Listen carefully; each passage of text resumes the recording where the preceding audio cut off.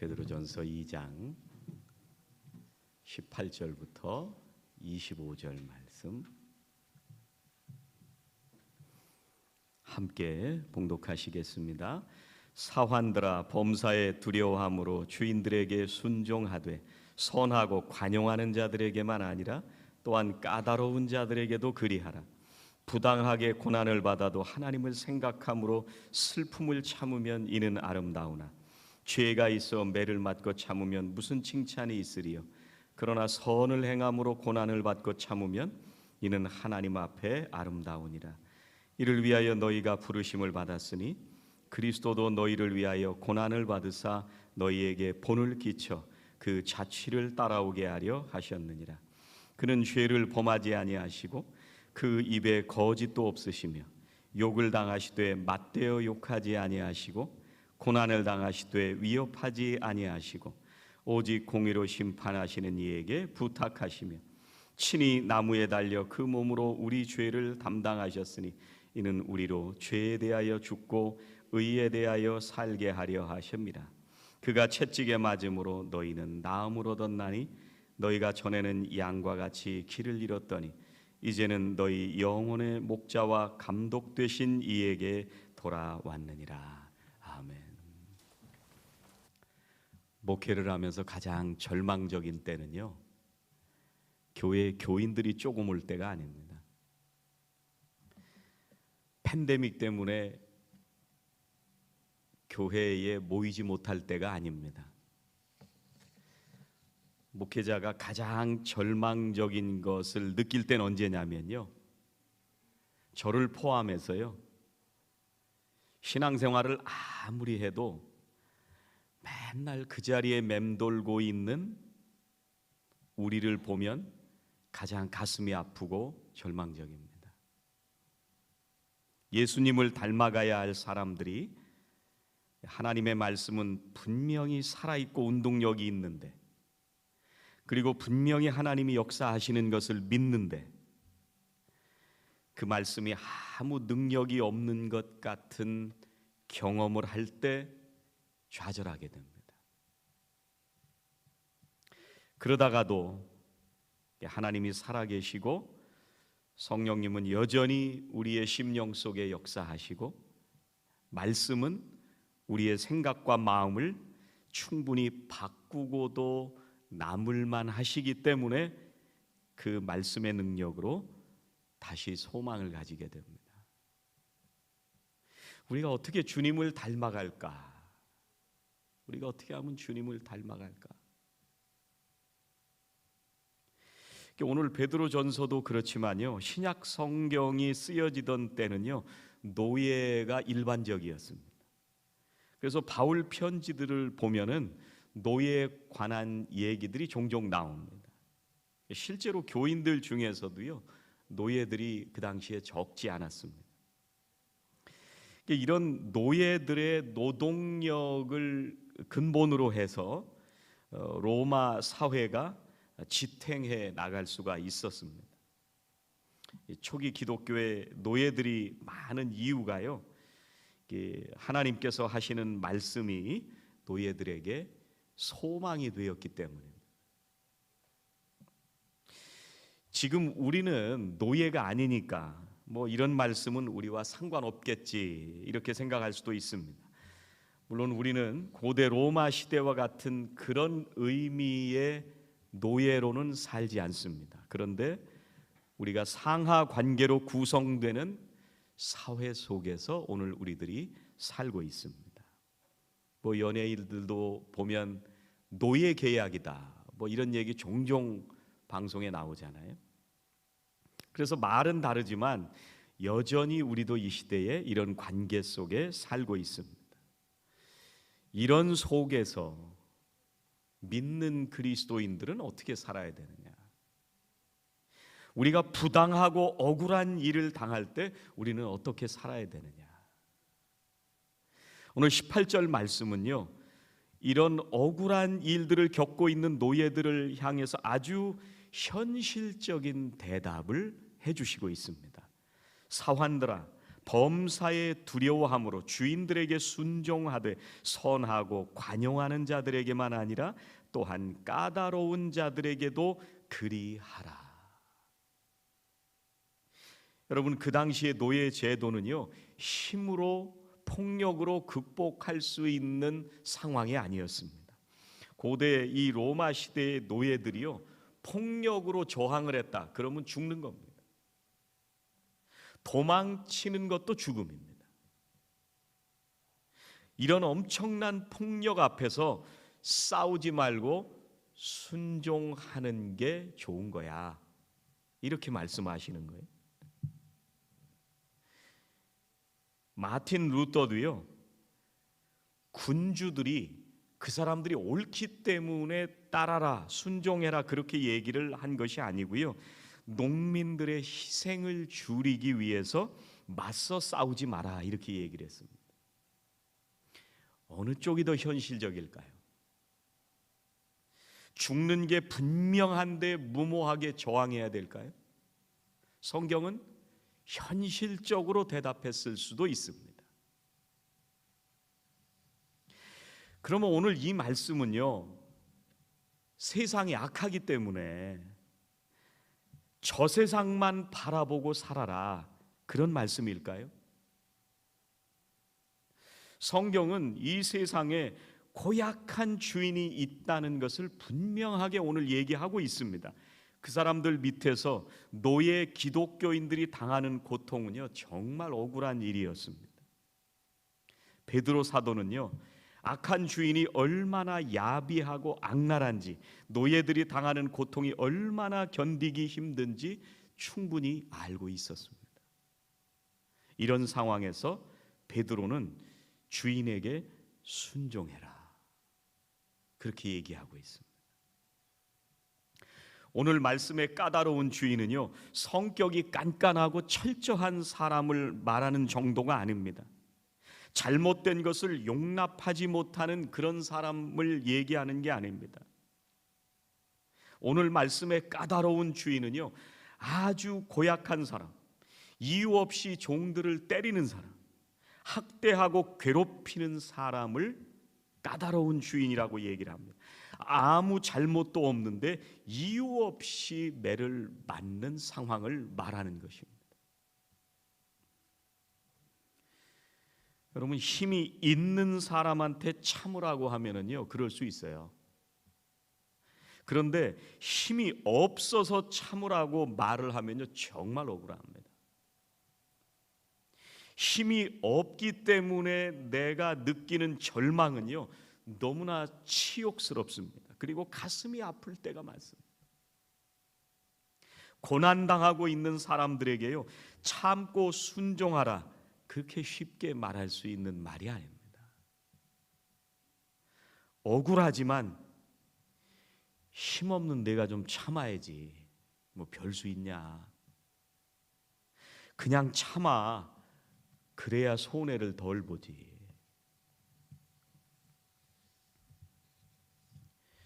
이 뭐가 베드로에게 순종하라고 이렇게 만들었을까요? 여러분, 베드로는요, 원래 이런 사람이 아니에요. 베드로는 혈기가 굉장히 많은 사람이고요, 자기 주장이 강한 사람이었습니다. 다른 사람을 배려하지도 않았습니다. 다른 사람은 몰라도요, 베드로는 참지 못했던 사람입니다. 그런데 베드로가 어떻게 까다로운 주인에게 순종하라고 얘기를 할까? 오늘 19절 20절에 이렇게 말씀합니다. 부당하게 고난을 받아도 하나님을 생각함으로 슬픔을 참으면 이는 아름다우나 죄가 있어 매를 맞고 참으면 무슨 칭찬이 있으리요? 그러나 선을 행함으로 고난을 받고 참으면 이는 하나님 앞에 아름다우니라. 왜 우리가 아름다우냐면요, 고난 속에서도 믿음의 길을 지켜 살기 때문에 아름다운 거예요. 아름답다는 건 뭐냐? 부당하게 고난을 받는 순간 하나님을 생각하기 때문에 아름다운 거예요. 고난 속에서 하나님을 생각하기 때문에 견디게 해주십니다. 우리가 하나님을 생각하기 때문에 그걸 넘어가게 하시는 능력도 부어주십니다. 우리가 계속해서 고난을 당하고 있는데 하나님을 계속 의지하는 것은 쉬운 일이 아닙니다. 그런데 하나님의 은혜 속에 살고 있으면 그 고난을 넘어가게 하십니다. 그래서 21절에요. 이를 위하여 너희가 부르심을 받았으니 그리스도도 너희를 위하여 고난을 받으사 너희에게 본을 끼쳐 그 자취를 따라오게 하려 하셨느니라. 여러분, 이 고백을 베드로가 할 수 있어요? 이 사람이 정말 억울한 것을 참았던 사람인가요? 정말 이렇게 말할 수 있는 사람인가요? 주님이요, 내가 십자가에 앞으로 죽을 거다 이렇게 말씀하실 때는요, 예수님을 따로 불러서 세워놓고 야단치고 화를 내고 따졌던 사람이 베드로예요. 제사장하고 군인들이요, 예수님을 잡으러 오니까요, 칼을 빼서 종의 귀를 잘랐던 사람이 베드로예요. 그렇게 다혈질이고 혈기왕성한 사람이 어떻게 까다로운 주인에게도 순종해라 이렇게 말을 할 수가 있어요? 오늘 말씀에 보면은요, 베드로는 예수님 얘기를 하는 거예요. 자신이 예수님이 어떻게 사시는지를 봤잖아요. 주님이 억울하게 매를 맞고 수모당하는 모습을 보면서 어쩌면 그 예수님의 무능한 모습에 화가 치밀어 올랐을 수도 있습니다. 그런데 주님이 십자가의 죽으심으로 인해서 우리가 죄에 대하여 죽고 의에 대하여 살도록 하시기 위해서 그렇게 하셨다는 것을 알고 나니까,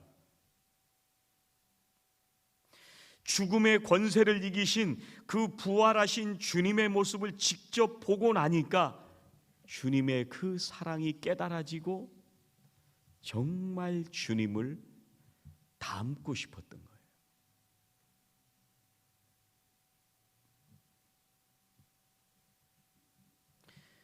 그리스도인들이 사는 방식은요, 십자가입니다. 그리스도인들은 주님이 가신 그 길을 따라 사는 사람들입니다.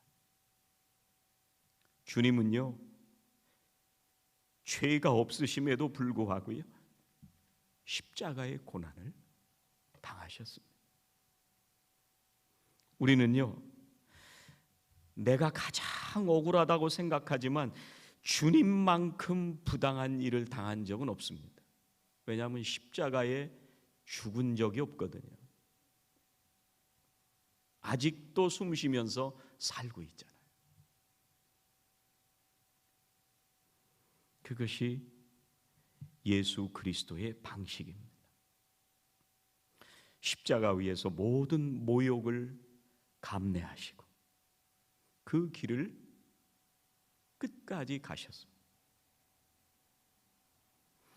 고난 때문에 비굴하게 행동하신 것이 아니라 하나님의 섭리를 믿기 때문에 그 길을 가셨습니다. 욕을 당하셨는데요, 맞대서 욕하지 않으셨습니다. 고난을 당하셨는데 위협하지 않으셨습니다. 오직 공의로 심판하시는 하나님께 모든 것을 맡기고 신뢰하셨습니다. 비굴해서가 아니라 하나님을 믿기 때문이었습니다.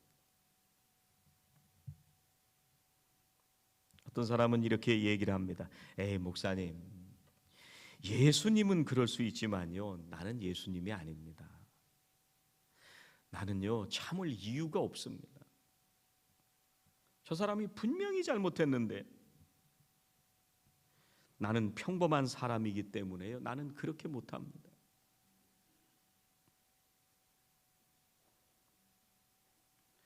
저 자신도 그런 경험을 할 때가 많이 있습니다. 자존심만 조금만 상해도 견딜 수가 없습니다. 세상은요, 그걸 그대로 갚아주라고 얘기를 합니다. 그래야 내 마음이 풀어진다고 생각합니다. 내가 힘이 없으면 나중에라도 힘이 생기면 복수하려고 합니다. 이걸 전문적인 용어로, 사자성어로 뒤끝 장렬이라고 얘기를 합니다. 저 같은 트리플 A형들이 잘하는 거예요.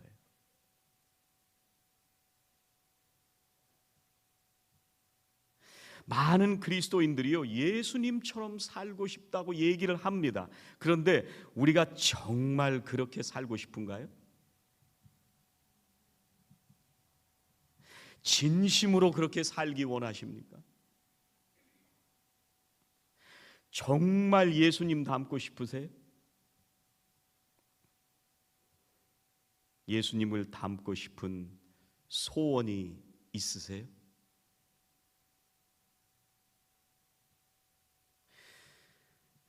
여러분, 우리가 예수님을 본받으려고 할 때가 있고요, 흉내를 낼 때가 있습니다.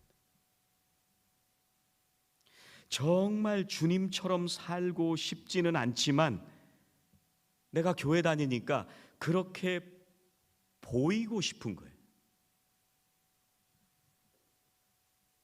흉내내는 건 가짜고요, 닮아가는 건 진짜입니다. 우리는 주님께서 가지신 그 능력은 부러워하는데요, 주님이 가신 그 인내의 길, 용서의 길은 가지 않으려고 합니다. 십자가의 길은 가지 않으려고 합니다. 우리는 예수님을 닮아가자고 말은 하지만 그런 흉내를 내면서 다른 사람에게 나타내려고 한다면 그건 본받는 게 아니라 흉내내고 있는 겁니다. 마태복음 5장 38절 39절은 이렇게 말씀하세요. 또 눈은 눈으로 이는 이로 갚으라 하였다는 것을 너희가 들었으나 나는 너희에게 이르노니 악한 자를 대적하지 말라. 누구든지 내 오른편 뺨을 치거든 왼편도 돌려대며.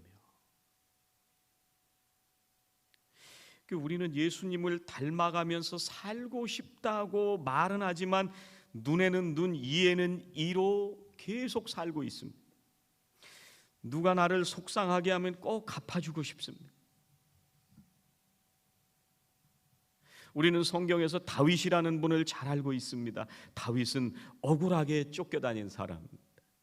사울이 죽이려고 계속 추격했습니다. 그런데 다윗은요, 사울을 죽일 수 있었지만 죽이지 않았습니다.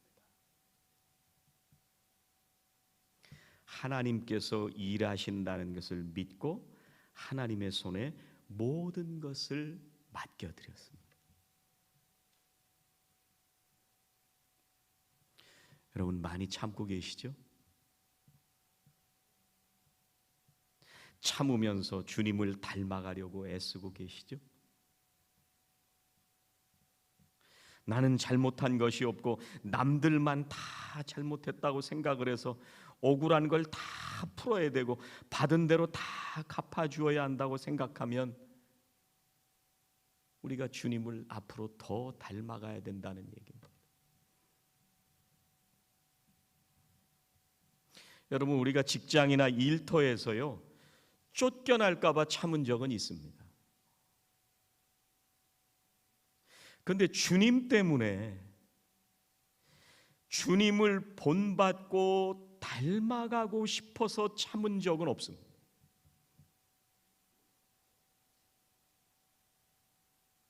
주님께서 그 고난의 길을 가시면서 억울하고 욕을 당하셨지만 말하지 않으시고 참으시면서 그 길을 가셨다는 것을 생각하면서 주님이 주신 은혜 때문에 주님을 따라서 살려고 했던 적이 없습니다.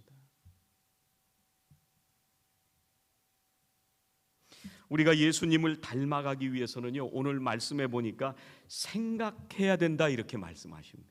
오늘 말씀에 이 생각한다는 말은요, 하나님의 생각입니다. 그 원래 의미를 보면 하나님의 생각이에요. 근데 그 생각은 선한 것이 무엇이고 악한 것이 무엇인지를 분별하게 하는 생각이에요. 그리고 선을 선택하도록 신속하게 지체 없이 촉발하는 거예요. 빨리 그렇게 하도록 내 마음을 자극하는 거예요. 억울하고 고통스러운 일이 오면 선을 선택하도록 내 마음을 빨리 그렇게 만드는 거예요.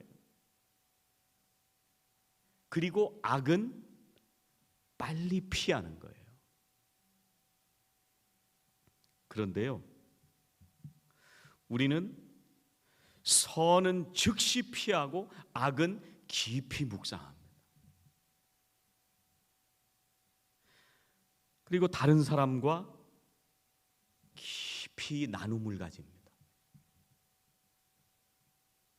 그리고 더 화가 나고 더 악한 쪽으로 갑니다.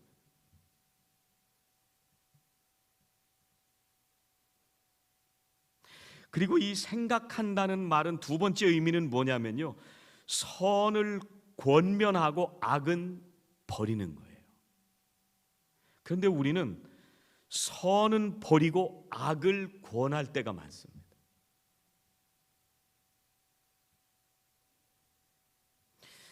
누가 이걸 분별하게 해주시느냐면요, 성령님이 분별하게 해주시는 거예요.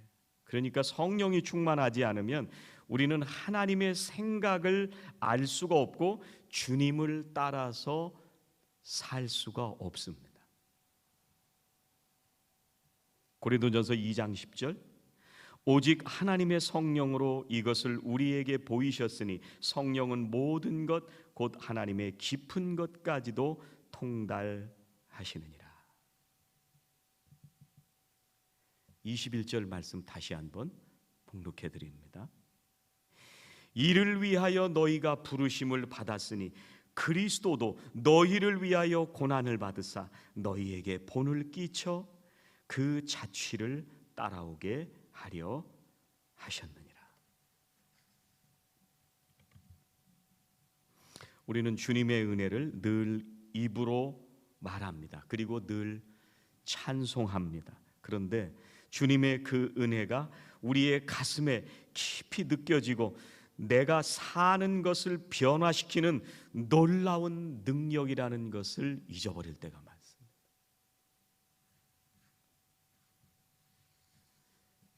대강절 첫째 주일입니다. 우리를 위해서 이 땅에 오셔서 죄를 범하지도 않으시고 거짓도 없으신 분이 욕을 당하셨지만 맞대어 욕하지 아니하시고 고난을 당하셨지만 위협하지 않으시고 오직 공의로 심판하시는 하나님에게 모든 것을 부탁하신 주님을 닮아가는 저와 성도 여러분들이 다 되시기를 주의 이름으로 축원합니다. 기도하시겠습니다. 하나님, 우리가 사는 이 추한 세상에 생명으로 오시고 구원으로 오심을 감사합니다. 주님 오시기를 간절히 소망하는 대강절을 시작합니다.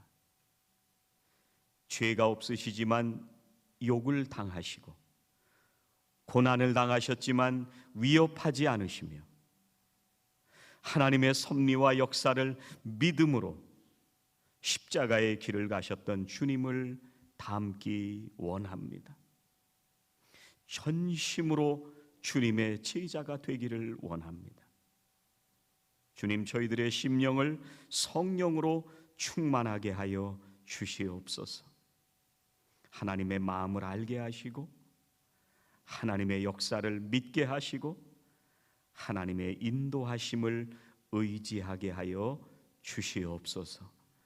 그리하여 이 땅에 주님의 제자로 부르신 그 부르심에 합당한 신실한 신앙인의 삶을 살게 하여 주시옵소서. 예수님의 이름으로 기도하옵나이다. 아멘.